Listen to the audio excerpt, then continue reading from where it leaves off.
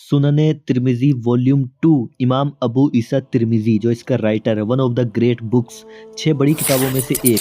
Page number 827 पर एक हदीस लिखते हैं। हदीस लिखने के बाद कंक्लूड करते हैं, लास्ट में एक नतीजा निकालते हैं। जाबिर इब्न अब्दुल्ला अंसारी से रिवायत है, उमर ने अबू बकर को यूं एड्रेस किया, ए रसूल अकरम के बाद सबसे बेहतर इंसान। अबू बकर ने कहा कि आपने ये बात कही, लेकिन मैंने नबी पाक सल्लल्लाहु अलैहि वसल्लम से सुना है, आप फरमाते थे उमर से बेहतर इंसान पर सूरज तुलू नहीं हुआ।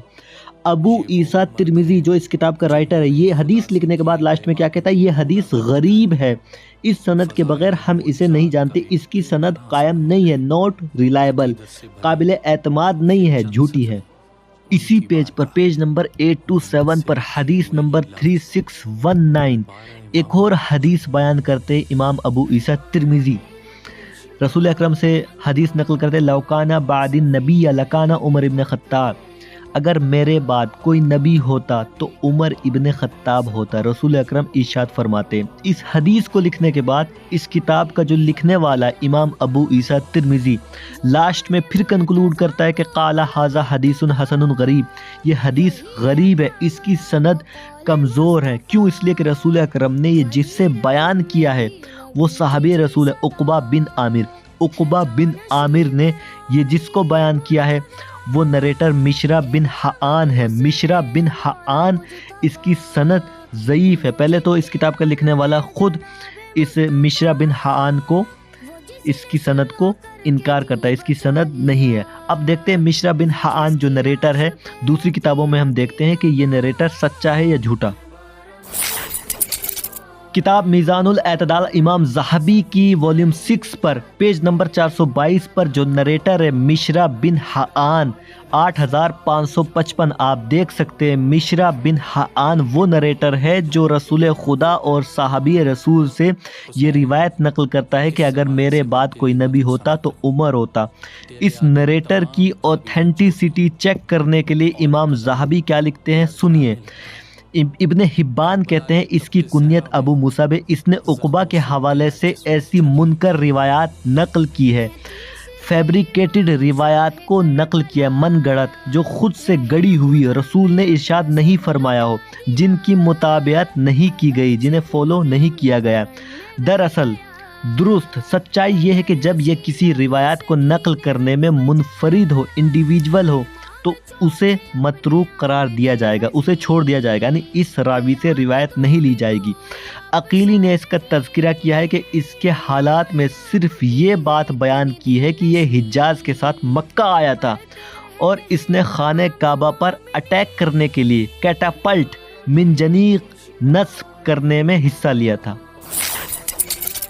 किताब अत-तहज़ीब इब्ने हजर अस्क़लानी की वॉल्यूम 10 पर पेज 155 इब्ने हजर अस्क़लानी मिश्रा बिन हाआन के बारे में अपनी किताब अत-तहज़ीब में लिखते हैं, इस हदीस की सनद में मसअला मिश्रा बिन हाआन जो नरेटर है उसके बारे में, और इब्ने हिब्बान ने कहा कि वो उक़बा से मुनकर अहादीस बयान करता था, मन गढ़त फैब्रिकेटेड अहादीस को बयान करता था, खुद से गढ़ता था, और कोई और सनद नहीं उन अहादीस की जो उसकी हिमायत करे। तो बेहतर है कि वो अहादीस तर्क की जाए, छोड़ दी जाए, जिनमें वही रावी यानी मिश्रा बिन हाआन जिसमें रावी है, उन अहादीसों को छोड़ दिया जाए।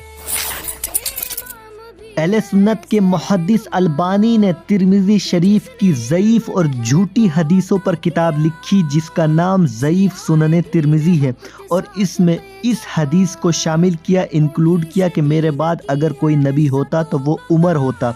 ज़ईफ़ सुनने तिरमिज़ी रकम नंबर 3686।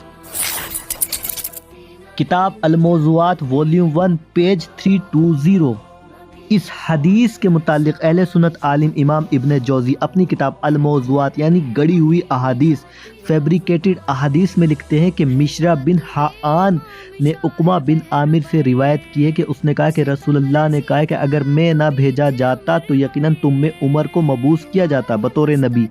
फिर इब्न जौज़ी कहता है कि ये अहादीस रसूलुल्लाह से सही सनद से साबित नहीं है, रिलायबल नहीं है। पहली वजह ये कि इसकी सनद में जो नरेटर है याहिया वो बड़े झूठों में से था, कज़ाब में से था। ابن عدی نے کہا کہ وہ احادیث گھڑتا تھا، فیبریکیٹڈ احادیث بیان کرتا تھا۔ اور دوسری بات یہ ہے کہ احمد ابن حنبل اور یحییٰ نے کہا ہے کہ وہ کوئی چیز نہیں ہے، کچھ بھی نہیں ہے راوی۔ امام نسائی نے کہا ہے کہ وہ متروک ہے، اسے چھوڑ دیا جائے، اس کی حدیثوں کو نہ لیا جائے۔ ابن حبان نے کہا ہے کہ اس سے حدیث نہیں نقل کی جا سکتی ہے۔ المنتخب من علل للخلال ابن خدام المقدسی، پیج نمبر 190191 پر جب امام احمد ابن حنبل سے اس حدیث کے بارے میں پوچھا گیا کہ اگر میرے بعد کوئی نبی ہوتا تو وہ عمر ہوتا، تو انہوں نے کہا فقال اضرب علیہ حدیث فانہ عندی منکر، اس حدیث کو کاٹ دو، پھینک دو، کیونکہ یہ میرے نزدیک منکر ہے، فیبریکیٹڈ ہے۔ کتاب فضائل صحابہ احمد ابن حنبل کی اور اس کی تحقیق ریسرچ شیخ وسیع اللہ ابن محمد عباس نے کی۔ پیج نمبر 232 پر شیخ وسیع اللہ ابن محمد عباس ریسرچر فضائل صحابہ کی تحقیق میں اس حدیث کہ میرے بعد اگر کوئی نبی ہوتا تو عمر ہوتا لکھتے ہیں یہ روایت اس حدیث کے ہم معنی ہے جو پیچھے گزر چکی ہے کہ آپ نے فرمایا اگر میرے بعد کوئی نبی ہوتا تو عمر ہوتا، اور اس روایت میں آپ عمر کو اس سے بھی بڑھ کر فضیلت دے رہے ہیں کہ اگر مجھے منصب رسالت پر فائز نہ کیا جاتا تو عمر ابن خطاب آخری پیغمبر ہوتے۔ لیکن یہ روایت ضعیف ہے، ویک ہے، کمزور ہے، بلکہ امام ابن جوزی نے تو اسے موضوع من گڑت کہا ہے، فیبریکیٹڈ کہا ہے۔ تخلیص نمبر 3 اسناد ضعیف، المصنوعہ والیوم 1 پیج 302، الفوائد مجموعہ پیج 337، الموضوعات ابن جوزی والیوم 1 پیج 320۔ آپ نیچے زوم کر کے اسناد ویریفائی کر سکتے ہیں، ان کی روایتیں ضعیف ہے، جھوٹی ہے۔ اسی حدیث کی ایک اور سند ہے جس میں ابو سعید، اس کے متعلق امام حیثمی نے مجموع الزوائد میں لکھا ہے رواه الطبرانی فی الاوسط وفیہ عبد المنعم بن بشیر وہو ضعیف۔ اس حدیث کو طبرانی نے اپنی کتاب الاوسط میں نقل کیا ہے کہ اس میں عبد المنعم بن بشیر جو راوی ہے، نریٹر ہے، وہ ضعیف ہے، مجموع الزوائد والیوم 9 پیج 68۔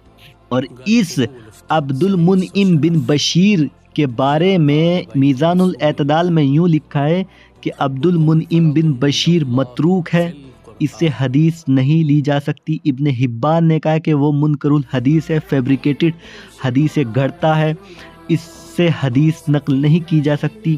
اور علماء رجال میں سے ابن معین کو یہ کہتے سنا کہ میں عبد المنعم کے پاس آیا اور اس نے مجھے احادیث دکھائی، اس میں 200 احادیث گڑی ہوئی تھی، میزان الاعتدال والیوم 2 پیج 669۔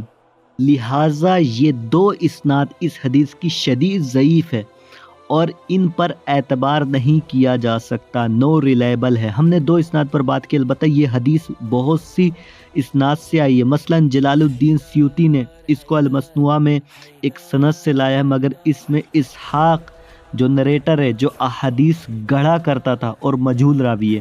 اسی طرح تاریخ بغداد میں خطیب بغدادی نے اس حدیث کو ایک اور سند سے لایا، پھر کہا کہ یہ حدیث منکر ہے، یعنی اس کی سند میں مجہول راوی ہے، نریٹر جو ہے جھوٹا ہے۔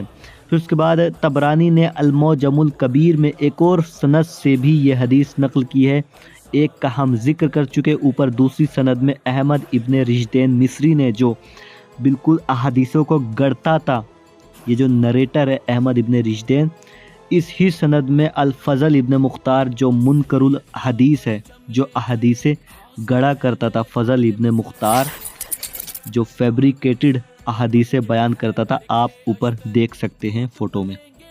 اسی کتاب میزان الاعتدال میں رشدین جو 2783 رشدین ابن سعد ہے، جس نے یہ حدیث بیان کی لوکانہ بعد نبی لکانہ عمر، اگر میرے بعد کوئی نبی ہوتا تو عمر ہوتا، اس حدیث کو لکھنے کے بعد آپ دیکھ سکتے ہیں یحییٰ ابن معین کہتے ہیں کہ یہ کوئی چیز نہیں ہے اس نریٹر کے بارے میں، ابو زرع کہتے ہیں کہ یہ ضعیف ہے، جزدانی کہتے ہیں کہ اس کے پاس بہت سی منکر احادیث ہے، فیبریکیٹڈ احادیث ہے۔ اس کے بعد آگے امام ذہبی اس کے بارے میں کہتے ہیں کہ یہ عبادت گزار تو تھا لیکن اس کا حافظہ خراب تھا، میموری اس کی بہت بیکار تھی، اسے کچھ بھی چیز یاد نہیں رہتا تھا، غلط بھی بیان کر دیتا۔ اور یہ قابل اعتماد نہیں ہے۔ امام ذہبی کہتے ہیں کہ یہ عبادت گزار تو تھا لیکن اس کا حافظہ، میموری اس کی بیڈ تھی، بیکار تھی، یہ کچھ بھی یاد نہیں کر پاتا تھا۔ اچھا، امام نسائی کہتے ہیں کہ یہ متروک ہے، اس سے احادیثوں کو نہیں لیا جا سکتا۔ اس نے اپنی سند کے ساتھ ابو ہریرہ کے حوالے سے یہ حدیث نقل کی ہے، لو کان بعد نبی لکان عمر، کہ اگر میرے بعد کوئی نبی ہوتا تو وہ عمر ہوتا۔ تو یہ حدیث جھوٹی ہے، من گڑت ہے، ریلائبل سورس سے یہ حدیث ہم تک نہیں پہنچی ہے۔